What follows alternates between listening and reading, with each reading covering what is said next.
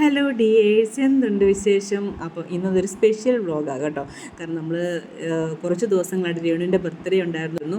അപ്പോൾ അങ്ങനെ അത് ആഘോഷിക്കാം എന്നുള്ള പ്ലാനിങ്ങിൽ ഞങ്ങൾ ഞായറാഴ്ച ഉച്ചയൊക്കെ ആയപ്പോഴത്തേക്ക് ഉച്ചയായില്ല, ഒരു 11 മണിയൊക്കെ ആകുന്നതിന് മുമ്പ് തന്നെ വീട്ടിലേക്ക് വന്ന് ഇവരെന്നെ കൊണ്ടുപോകുമായിരുന്നു. ഞങ്ങൾ നേരെ ആനന്ദിലേക്ക് പോയി. ഓഫീസർ ഓൺ ഡ്യൂട്ടി എന്ന് പറഞ്ഞൊരു പടം കാണാനൊക്കെ കരുതി കേട്ടോ. എനിക്ക് പടം കാണുന്നതോട് തീരെ താല്പര്യമില്ലായിരുന്നെങ്കിലും രേണു ഭയങ്കര സിനിമ ഭ്രാന്തി ആയതുകൊണ്ട് കയറിയതാണ്. എൻ്റെ പൊന്നെ പണ്ടാരം അടങ്ങി ടെൻഷൻ അടിച്ച് ചത്തെന്ന് പറയാമല്ലോ, അത്രയ്ക്ക് ടെൻഷൻ അടിച്ച് പോയി ഈ പടം കണ്ടു കഴിഞ്ഞപ്പോഴത്തേക്ക്. സന്ധ്യ സാറും ഞാനും കൂടി അവളെ ശരിയാക്കിയിട്ടുണ്ട് ഈ പടം കൊണ്ട് കാണിച്ചതിന്. കാരണം നല്ലൊരു ദിവസമായിട്ട് നമ്മൾ ഇത്രയും ടെൻഷൻ അടിപ്പിച്ചൊരു പടം പറയാതിരിക്കാൻ വയ്യ. അവിടെ നിന്ന് ഇറങ്ങി നേരെ പോയത് നമ്മൾ കാലിക്കറ്റ് റെസ്റ്റോറൻറ്റിലേക്കാണ്. നമ്മളൊരു സദ്യയാണ് ഓർഡർ ചെയ്തത്. കാരണം ടേണിന് നോമ്പായതുകൊണ്ട് പിന്നെ നോൺ വെജ് കഴിക്കാൻ പറ്റത്തില്ലല്ലോ. അതുകൊണ്ട് നമ്മളെല്ലാവരും കൂടി വെജ് തന്നെയാണ് കഴിച്ചത്. പായസമൊക്കെ ഉണ്ടായിരുന്നു ലാസ്റ്റ്.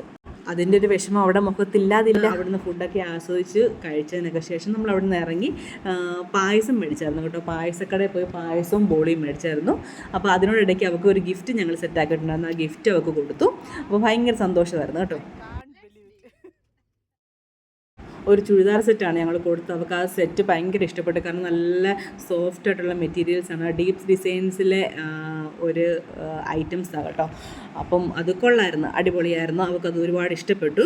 പിന്നെ നമ്മൾ അവിടെ നിന്ന് നേരെ കുറച്ചങ്ങോട്ട് മാറി നെഹ്റു സ്റ്റേഡിയത്തിൻ്റെയൊക്കെ അടുത്തായിട്ട് പോയി അവിടെ പാർക്ക് ചെയ്തു. നമ്മളിതാ കുറച്ച് പായസം കുടിക്കുകയാണ്. അപ്പോൾ പായസവും ബോളിയും എല്ലാം കൂടെ തട്ടിക്കേറ്റി നന്നായിട്ട്. അങ്ങനെ ഞങ്ങൾ മൂന്നുപേരും ഒരുപാട് സന്തോഷിച്ച ഒരു ദിവസമായിരുന്നു. ഒരുപാട് നാളായിട്ട് ആഗ്രഹിച്ചിരുന്നൊരു ദിവസമാണ് കേട്ടോ. കാരണം ഞങ്ങൾ എപ്പോഴും പറയാം നമുക്ക് എവിടെയെങ്കിലും ഒന്നിച്ച് പോകണം. അങ്ങനെ നമുക്ക് നമ്മുടെ ആഗ്രഹം ഒന്ന് സാധിച്ചു. അപ്പോൾ ഇത്രയൊക്കെയുള്ള നമ്മുടെ ബ്ലോഗ് ഇഷ്ടപ്പെട്ടെങ്കിൽ സബ്സ്ക്രൈബ്